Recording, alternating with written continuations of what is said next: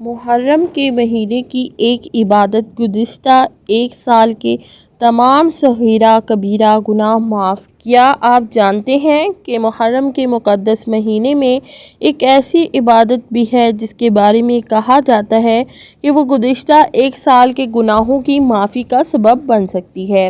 لیکن حیران کن بات یہ ہے کہ لاکھوں مسلمان اس عظیم فضیلت سے یا تو ناواقف ہیں یا پھر اسے معمولی سمجھ کر نظر انداز کر دیتے ہیں۔ آخر وہ کون سی عبادت ہے؟ کیا واقعی صرف ایک دن کا عمل انسان کی زندگی بدل سکتا ہے؟ اور اس کے پیچھے وہ کون سا راز ہے جسے جان کر آپ بھی حیران رہ جائیں گے؟ آج کی ویڈیو میں ہم اسی حیرت انگیز حقیقت سے پردہ اٹھائیں گے، اسی لیے ویڈیو کو آخر تک ضرور دیکھیں۔ بسم اللہ الرحمن الرحیم۔ السلام علیکم ورحمۃ اللہ وبرکاتہ۔ کیا آپ جانتے ہیں کہ اسلامی سال کا آغاز جس مہینے سے ہوتا ہے وہ کوئی عام مہینہ نہیں بلکہ ایسا بابرکت اور عظمت والا مہینہ ہے جسے اللہ تعالیٰ نے اپنے خاص مہینوں میں شمار فرمایا ہے۔ ایک ایسا مہینہ جس میں تاریخ اسلام کے عظیم ترین واقعات رونما ہوئے، جس میں صبر، قربانی، استقامت اور حق پر ڈٹے رہنے کا ایسا سبق ملتا ہے جو قیامت تک آنے والی نسلوں کے لیے مشعل راہ ہے۔ افسوس کہ بہت سے مسلمان محرم کی حقیقی عظمت اور اس کی فضیلت سے پوری طرح واقف نہیں ہیں۔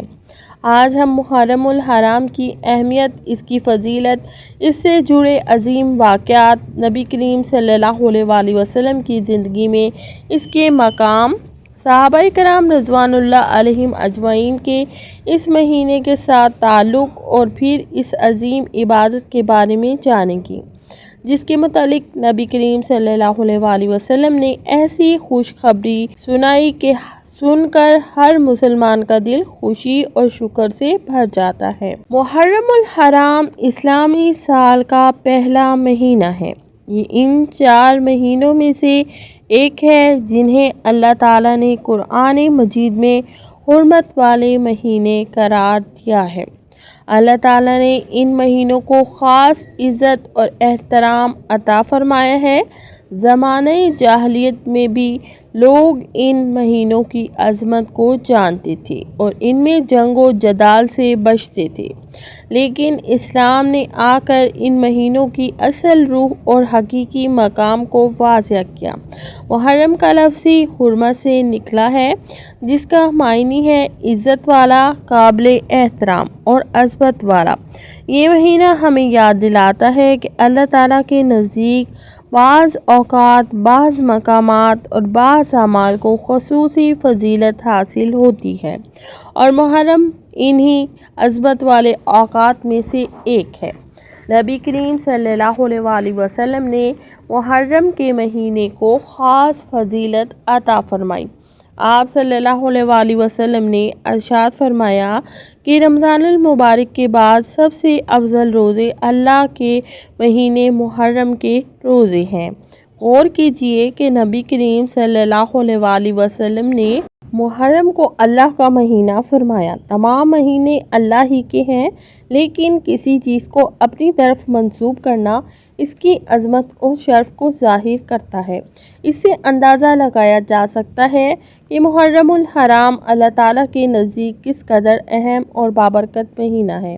اسلامی تاریخ میں محرم کا مہینہ کئی عظیم یادوں کا امین ہے۔ اس مہینے میں اللہ تعالیٰ نے اپنے کئی انبیاء علیہ السلام پر خصوصی انعامات فرمائے۔ روایات میں آتا ہے کہ حضرت آدم علیہ السلام کی توبہ قبول ہوئی، حضرت نوح علیہ السلام کی کشتی طوفان کے بعد سلامتی کے ساتھ کنارے پر پہنچی، حضرت ابراہیم علیہ السلام کو آگ سے نجات ملی، حضرت یوسف علیہ السلام کو مشکلات سے رہائی نصیب ہوئی، اور حضرت موسیٰ علیہ السلام کو فرعون کے ظلم سے نجات عطا ہوئی۔ اگرچہ ان تمام واقعات کی تفصیلات اور تاریخوں کے بارے میں مختلف روایات موجود ہیں، لیکن یہ بات واضح ہے کہ محرم تعالیٰ کی رحمتوں اور نصرتوں کی یاد تازہ کرنے والا مہینہ ہے۔ جب ہم محرم کا ذکر کرتے ہیں تو ایک ایسا واقعہ بھی ہماری نگاہوں کے سامنے آتا ہے جسے رہتی دنیا تک فراموش نہیں کیا جا سکتا۔ یہ واقعہ کربلا ہے۔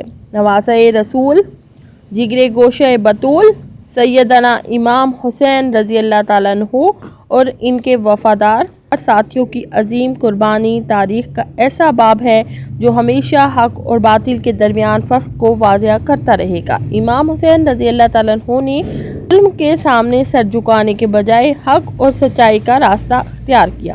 انہوں نے دنیا کو یہ پیغام دیا کہ عزت اور حق کی خاطر قربانی دی جا سکتی ہے، لیکن باطل کے سامنے جھکا نہیں جا سکتا۔ کربلا کا واقعہ صرف ایک تاریخی واقعہ نہیں بلکہ صبر، استقامت، وفاداری، ایثار اور اللہ پر کامل بھروسے کا ایسا سبق ہے جو ہر دور کے مسلمانوں کو راہ دکھاتا ہے۔ جب ہم نبی کریم صلی اللہ علیہ وسلم کی زندگی کا مطالعہ کرتے ہیں تو معلوم ہوتا ہے کہ آپ صلی اللہ علیہ وسلم ہر اس عمل کو پسند فرماتے تھے جو اللہ تعالیٰ کی رضا کے قریب لے جائے۔ آپ صلی اللہ علیہ وسلم محرم کی عظمت کو جانتے تھے اور امت کو بھی اس کی طرف متوجہ فرماتے تھے۔ مدینہ منورہ تشریف لانے کے بعد جب آپ صلی اللہ علیہ وسلم نے دیکھا کہ یہود ایک مخصوص دن روزہ رکھتے ہیں تو آپ صلی اللہ علیہ وسلم نے اس کی وجہ دریافت فرمائی۔ انہوں نے بتایا کہ یہ وہ دن ہے جس میں اللہ تعالیٰ نے حضرت موسیٰ علیہ السلام اور ان کی قوم کو نجات عطا فرمائی تھی۔ نبی کریم صلی اللہ علیہ وسلم نے فرمایا کہ حضرت موسیٰ علیہ السلام کے ساتھ ہمارا تعلق تم سے زیادہ مضبوط ہے، اور پھر آپ صلی اللہ علیہ وسلم نے اس دن کی اہمیت کو امت کے سامنے بیان فرمایا۔ صحابہ کرام رضوان اللہ علیہم اجمعین نبی کریم صلی اللہ علیہ وسلم کی ہر بات کو محبت اور عقیدت کے ساتھ قبول کرتے تھے۔ جب انہیں کسی عمل کی فضیلت معلوم ہوتی تو وہ اس پر عمل کرنے میں سبقت لے جاتے۔ ان کی زندگیاں عبادت، تقوی، اخلاص اور اللہ کی رضا کے حصول کی بہترین مثال تھیں۔ ازواج مطہرات رضی اللہ تعالیٰ عنہ بھی عبادت، ذکر، تلاوت، دعا اور نیکی کے کاموں میں بڑھ چڑھ کر حصہ لیتی۔ ان پاکیزہ ہستیوں کی زندگیوں سے ہمیں یہ سبق ملتا ہے کہ اللہ تعالیٰ کی رضا حاصل کرنے کے لیے ہر موقع کو غنیمت جاننا چاہیے۔ محرم کا مہینہ ہمیں اپنے اعمال کا جائزہ لینے کی دعوت دیتا ہے۔ ایک نیا اسلامی سال شروع ہوتا ہے تو انسان کو سوچنا چاہیے کہ گزشتہ سال اس نے کیا کھویا اور کیا پایا، کتنی نمازیں خشوع کے ساتھ ادا کی، کتنے لوگوں کے ساتھ بھلائی کی، کتنی بار اللہ سے معافی مانگی، کتنی مرتبہ قرآن کی تلاوت کی اور کتنی مرتبہ اپنے رب کو راضی کرنے کی کوشش کی۔ وقت بہت تیزی سے گزر جاتا ہے۔ جو سال ابھی کل شروع ہوا تھا وہ ختم ہو گیا اور ایک نیا سال ہماری زندگی میں آ گیا۔ یہ حقیقت ہمیں یاد دلاتی ہے کہ ایک دن ہماری زندگی کا سفر بھی مکمل ہو جائے گا اور ہمیں اپنے رب کے حضور حاضر ہونا ہوگا۔ اللہ تعالیٰ اپنے بندوں سے بے حد محبت فرماتا ہے۔ وہ چاہتا ہے کہ اس کے بندے اس کی طرف رجوع کریں، اس سے معافی مانگیں، اس کا ذکر کریں اور اس کی عبادت میں مشغول رہیں۔ قرآن مجید میں بار بار اللہ تعالیٰ نے اپنی رحمت کا ذکر فرمایا ہے۔ وہ بندوں کی معمولی نیکی کو بھی قبول فرما لیتا ہے اور اس پر بے شمار اجر عطا فرماتا ہے۔ جب کوئی بندہ اخلاص کے ساتھ اللہ کی طرف بڑھتا ہے تو اللہ تعالیٰ اس کے لیے رحمت کے دروازے کھول دیتا ہے۔ مقدس مہینوں میں عبادت کا مقام اور بھی بڑھ جاتا ہے۔ ان بابرکت اوقات میں کی جانے والی نیکیاں دلوں کو نور بخشتی ہیں، روح کو پاکیزگی عطا کرتی ہیں اور انسان کو اللہ کے قریب لے جاتی ہیں۔ جو شخص ان مبارک مواقع کی قدر کرتا ہے وہ در حقیقت اپنی آخرت سنوارنے کی کوشش کرتا ہے۔ اللہ تعالیٰ اپنے بندوں کو بار بار مواقع عطا فرماتا ہے تاکہ وہ اس کی طرف لوٹ آئیں، اپنے گناہوں پر ندامت محسوس کریں اور اپنی زندگیوں کو بہتر بنائیں۔ اب بات کرتے ہیں اس عظیم عبادت کی جس کے متعلق نبی کریم صلی اللہ علیہ وسلم نے ایک بہت بڑی خوشخبری سنائی۔ یہ ایسی عبادت ہے جو ہر مسلمان کے لیے آسان بھی ہے اور بےحد فضیلت والی بھی۔